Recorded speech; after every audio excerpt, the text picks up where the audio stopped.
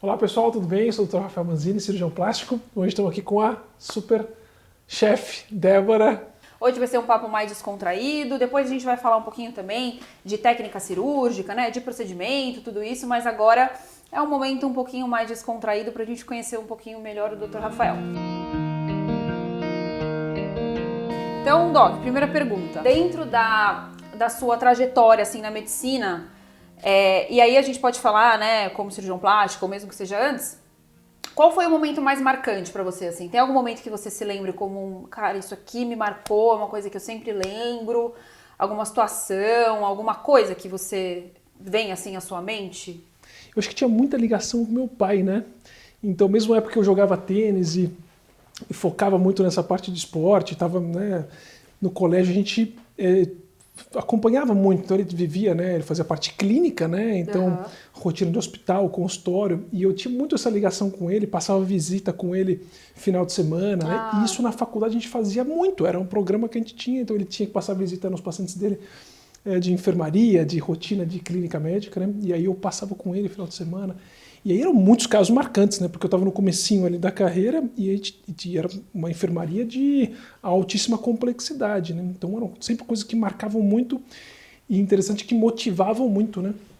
Uma dessas situações que eu lembro bem, assim, que foi um caso que me marcou muito, era um paciente, por exemplo, com uma anorexia, né? Então um paciente super jovem entrou num quadro de anorexia nervosa, de se injetar insulina. Né, tudo que fazia era com a ideia de tirar volume, de secar, então só tomava chá e se injetava insulina, que era acho que de uma tia que usava, tudo que ela imaginava que pudesse ajudar ela a secar e emagrecer, ela fazia. E eu lembro que ela tinha um cabelo mais volumoso, assim, um cabelo mais afrodescendente, mais volumoso, e ela raspava aqui na frente, tudo que dava a sensação de volume, forma, assim, para ela era uma coisa que ela lutava contra, sabe? Então isso foi um caso que, nossa, me marcou muito, assim, nessa questão de anorexia, né, até que ponto que chega, mas medicina é incrível, né, direto, então a gente tinha... Era uma enfermaria com muita diversidade, tanto é que até meu terceiro ano eu pensava em fazer clínica médica, né? E endocrinologia ou cardiologia, essa parte clínica, assim, que realmente era uma coisa, ao mesmo tempo, né? Às vezes te marcava muito, mas te motivava muito, né? A estar ali, a estudar e poder cuidar, sabe? E aí, a partir do terceiro ano, começou essa coisa com cirurgia também. Sim. Né? Mas então, essa rotina nossa que a gente tinha ali de final de semana, de passar Qual que era a visita. especialidade mesmo do seu pai? Meu pai era endócrino, né? Ele era endócrino e ele tinha 2 concursos que ele se formou e prestou e tal, e unificou nesse mesmo hospital, que era um hospital em Pirituba. Então, era uma rotina de SUS, né? Era o chefe da enfermaria clínica, né? De uma das enfermarias. E aí tinha de todo, paciente com, né, leptospirose, né, pacientes com complicação com crack, era uma, assim, altíssima complexidade e periferia, né? Então tinha alta complexidade, né, desde problemas hematológicos, leucemia, linfoma, até as descompensações clínicas pulmonares, né, doença pulmonar obstrutiva. Então era uma enfermaria muito rica, assim, para eu que era estudante ali na época, né? Mas era altíssima problemática ali, né?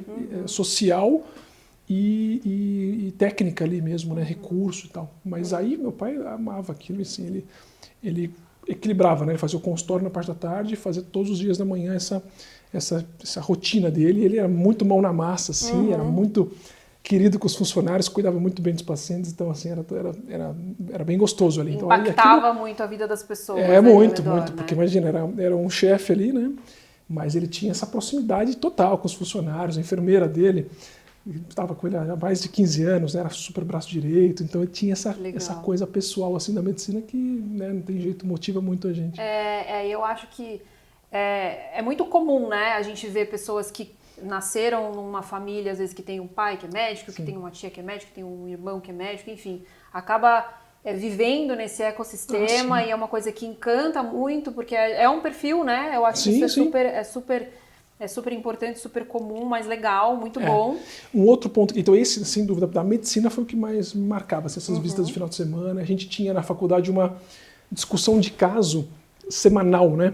Estava bem numa transição de método tradicional, de aulas expositivas, para o método chamado PBL, que é um ensino baseado em problema, e hoje é algo bem frequente, até, né, até escolinhas a gente vê hoje com esse formato, né, baseado em problemas. Então, as professoras sentem o que as crianças estão mais interessadas e a partir daquele problema que as crianças, né, que ela capta ali, desenvolve todas as matérias ali, o conteúdo, né? Então, estava numa transição e a gente tinha um caso por semana, além das aulas expositivas tradicionais, como era uma transição, um caso por semana. Então, fazia a abertura do caso, você tinha uma semana para discutir, pesquisar. Então, era um outro momento que eu levava esse caso também para meu pai te discutir. Era o que eu mais gostava de estudar, né? Legal. Disparado do que aula expositiva, era caso clínico, né? Sim. Mas te prende muito, né? Você quer entender e você vai puxando a matéria toda em cima disso. Então, era outro momento gostoso que a gente tinha de discutir esses casos. E depois, com certeza, na minha residência já de cirurgia, essa parte reconstrutiva da cirurgia plástica, né? Isso é uma outra coisa que me deu uma virada de chave grande, porque eu entrei para a cirurgia geral, né? A gente precisa fazer 2 anos de especialização em cirurgia geral. E eu, a partir do 3º ano, comecei a gostar muito realmente dessa parte técnica, cirúrgica. Isso começou a me prender muito ali. Então, a gente, em faculdade do interior, né, tinha muito essa liberdade de acompanhar os professores fora de aula, né, na rotina deles de cirurgia, de clínica e tal.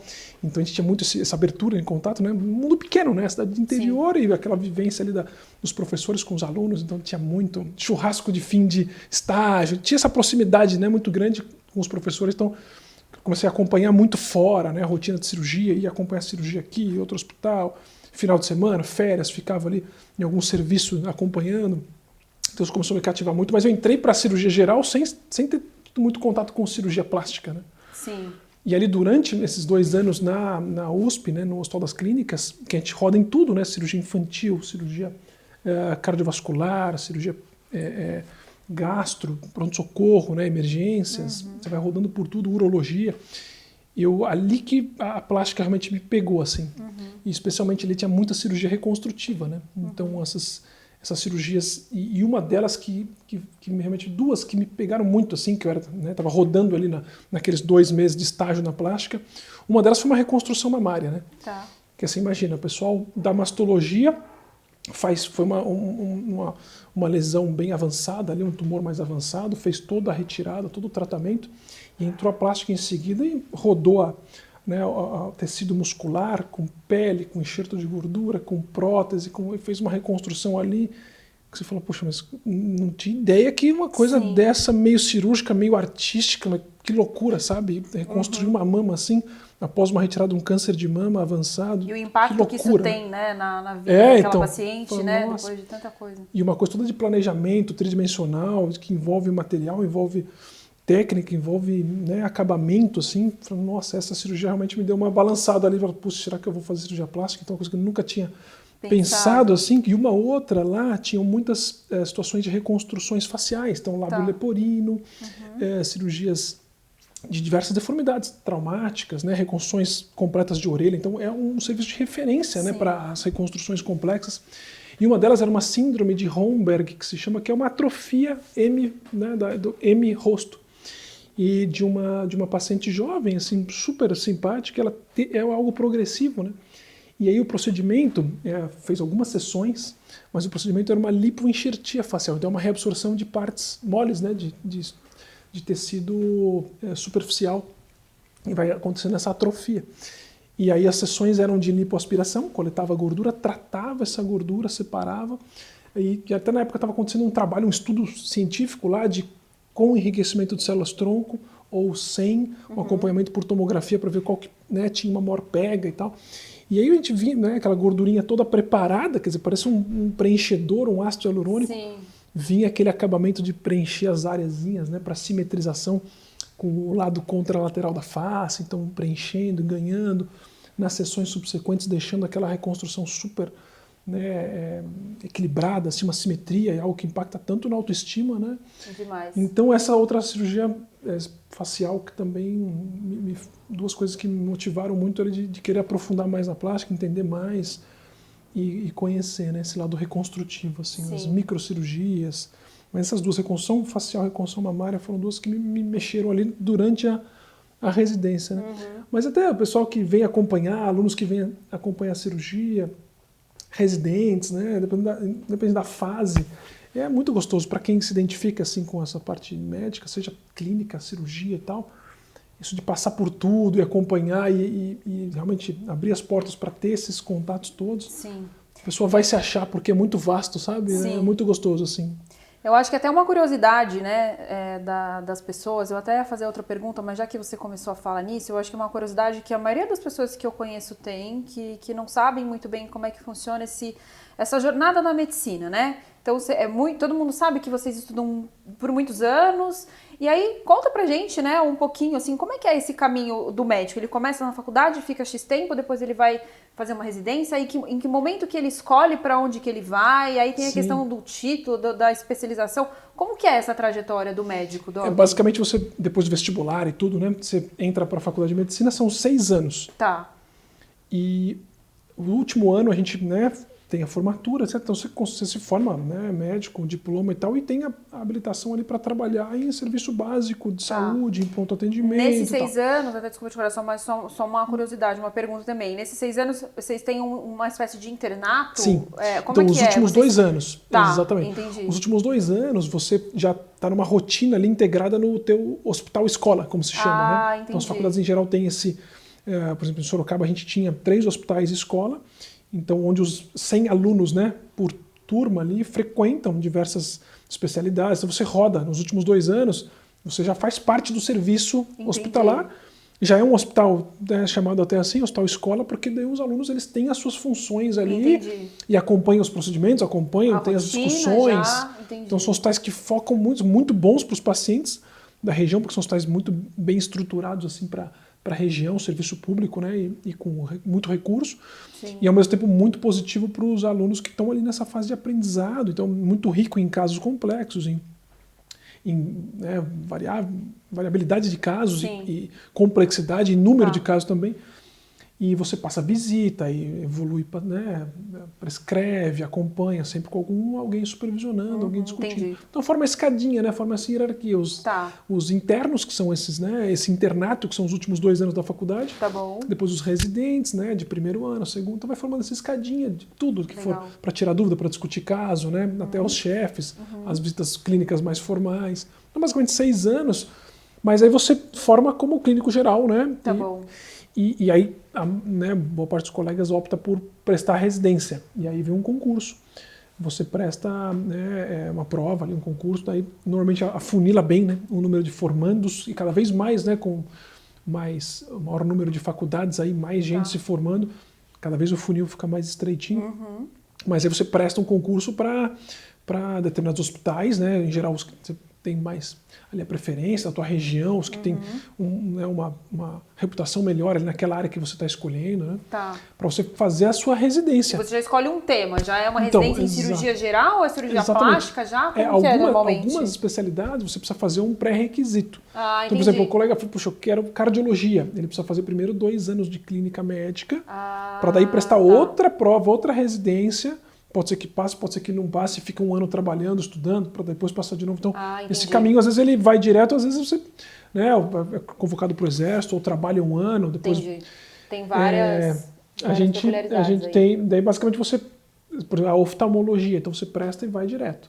3 anos de oftalmologia para depois fazer, né, especialização em catarata, em glaucoma, assim por exemplo. Você fez ortopedia, a residência em cirurgia geral. Exato, aí cirurgia plástica, todas as áreas cirúrgicas, né, elas são subespecialidades, então você precisa fazer primeiro 2 anos de cirurgia geral, que é até importante para você conhecer bem, né, a rotina. Para ver o que você gosta mesmo, né? Exatamente. E pegar essa formação geral de cirurgia geral, e aí passar por tudo, né, gastrocirurgia, cirurgia de urgência, emergência, cirurgia do trauma, como tinha lá no São das Clínicas, diversas UTIs cirúrgicas, né, que envolvem aí os transplantados, né? Então, cirurgia torácica e cardíaca que a gente passava no INCOR, então, cirurgia infantil que a gente passava no Instituto da Criança, então você vai rodando, né, a cirurgia oncológica, daí até você terminar esses 2 anos e prestar a área que você queira, né? Lá no Hospital das Clínicas era muito concorrido a cirurgia plástica, muito bom, porque realmente era muito ampla a cirurgia plástica lá, né? Toda essa parte construtiva, mais a parte assim, tudo, todas as sub-áreas da plástica ela tinha, né? Então serviço de queimadura, serviço de pós-bariátrica, cirurgia plástica infantil, tudo assim, então era muito rico mesmo. E então era muito concorrido, e a urologia era uma cadeira muito especial também lá, toda a parte renal, né, vias urinárias, então era realmente próstata, né? Então era uma área também muito procurada assim. Cirurgia robótica, né? Muita tecnologia, então também no meu ano foi uma das mais disputadas também, junto com a plástica. E aí vascular, gastro, então você presta, e aí são mais 3 anos, né? 3 E nunca anos para nessa também, área. né? O tempo todo, né? Porque daí se atualizando, estudando, é um movimento que é constante, né? Imagina, você fez 6 anos, depois mais 5, 11 anos, você é recém-formado ali, né? Você acabou de terminar a cirurgia plástica, então você tem muita estrada ainda para entrar em cirurgias como médico auxiliar, e não ainda como cirurgião principal, até você começar a ter a tua área de atuação mais específica, uma certa experiência, começar a ter os seus pacientes, receber essa procura. Então, você fica um bom tempo ainda entrando como médico auxiliar, que é muito enriquecedor, entrar com diversos cirurgiões, você vai pegando um detalhezinho aqui e ali, vai amadurecendo a tua experiência, né?